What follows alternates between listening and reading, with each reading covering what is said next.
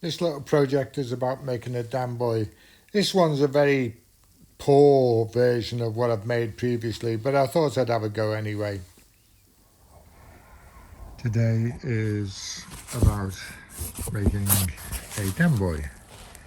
Basically, some foam, lightweight foam,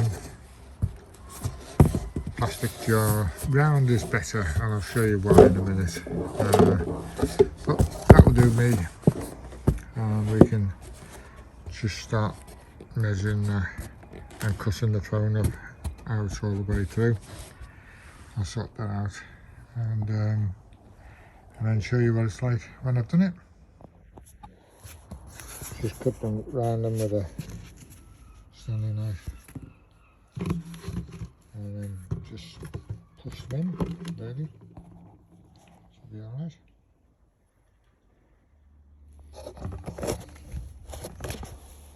Once it's all packed, put the layers in there. Thing is to leave some space, because I'll show you why later. The next stage is to use some cable draw rods. These are nice and colourful. Quite pleased with these. You can buy them there cheap, really. I've got a few old ones that I had left over from when I was pulling cable through the mast, and I tend to use them for virtually anything like this at all. So the idea is drill the holes in the top of the container, top and bottom, and then just push them through, which is the next stage really. Pushing this up from the bottom really, because when it gets to the top,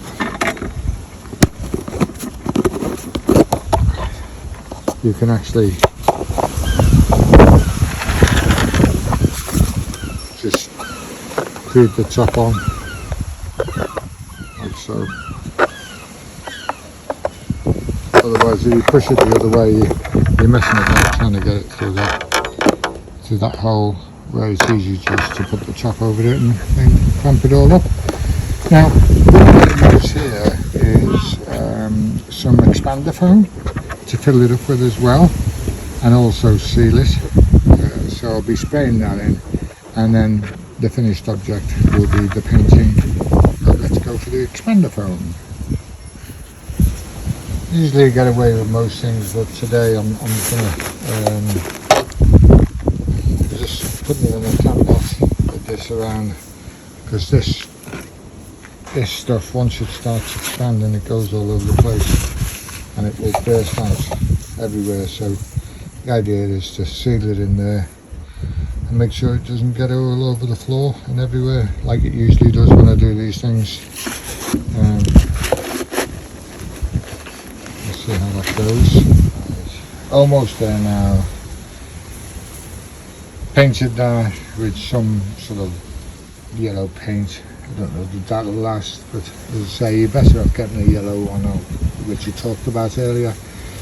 Some arrowdite to seal the hole there and keep the pin in, and the same on the bottom. Needs cleaning up. And then the trick now is put the flag on the end. It's a whole flag, so that it's a ripstop flag really. I mean, it's just a piece of material, but it does the job. The trick now is to find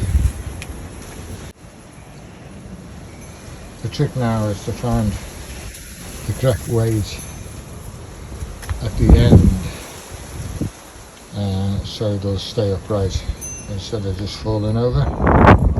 This is where you need a deep tank to test it in, and what better than a water butt. Well, as you can see, that weight doesn't do anything. It doesn't even attempt to sink it, so I have to put a lot more weight on it. The thing to do now is to find out what this weight is, and then attach that in some form at the top there. Or just leave that as it is. I've got a spark plug there, I've got a few nuts, you know, and I can leave that as it is and just take it all up and that'll be fine. As I say, it's all oddments that I've had and I've used. The previous one I made was a lot neater, and I'll explain that in a minute. Finally, just tape all that up, make it look a bit tidier, a bit neater. It's basically a big lump of weight at the bottom, and she floats fine now. So that's it really. The ideal piece of kit to use is what I've used previously, is the big wipes container, a nice plastic yellow container, and you can also get a holder for it, which you can screw onto your wherever you want on your boat and place it in. To me, these things are they're cheap. You know, the total of those two plus some rods would be about £15, maybe £20 tops. A lot better than paying 150. And it really, if you do it properly and use these type of things rather than the concoction I've just put together, it looks really neat when it's finished. But it'll do the job, and it's something that you can go and have a go at. Very cheap, easy to use.